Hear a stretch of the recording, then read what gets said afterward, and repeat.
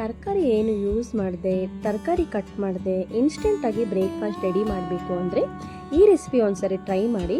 ತುಂಬ ಈಸಿಯಾಗಿ ರುಚಿಕರವಾಗಿ ಮಾಡ್ಕೊಳ್ಬೋದು. ಹಾಗಾದರೆ ಬನ್ನಿ ಹೇಗೆ ಮಾಡೋದು ಅಂತ ನೋಡೋಣ. ಮೊದಲಿಗೆ ಮಿಕ್ಸಿ ಜಾರಲ್ಲಿ ಶುಂಠಿ, ಬೆಳ್ಳುಳ್ಳಿ, ಹಸಿಮೆಣಸಿನಕಾಯಿ, ಪುದೀನ, ಕೊತ್ತಂಬರಿ ಸೊಪ್ಪು ಹಾಕಿ ರುಬ್ಕೊಳ್ಬೇಕು. ಈಗ ಒಂದು ಬಾಣಲಿಗೆ ಎಣ್ಣೆ ಹಾಕಿ ನಂತರ ಸಾಸಿವೆ, ಕಡಲೆಬೇಳೆ, ಉದ್ದಿನಬೇಳೆ, ಗೋಡಂಬಿ, ಕರಿಬೇವು ಹಾಕಿ ಫ್ರೈ ಮಾಡಿ. ಈಗ ರುಬ್ಬಿರುವ ಮಸಾಲೆಯನ್ನು ಹಾಕಿ ಅರಿಶಿಣದ ಪುಡಿ, ಸ್ವಲ್ಪ ಉಪ್ಪನ್ನು ಸೇರಿಸ್ಕೊಂಡು ಚೆನ್ನಾಗಿ ಫ್ರೈ ಮಾಡ್ಕೊಳ್ಬೇಕು. ಹಸಿ ವಾಸನೆ ಎಲ್ಲ ಹೋಗೋವರೆಗೂ ಫ್ರೈ ಮಾಡ್ಕೊಳ್ಬೇಕು. ನೋಡಿ ಇದಾಗಿದೆ.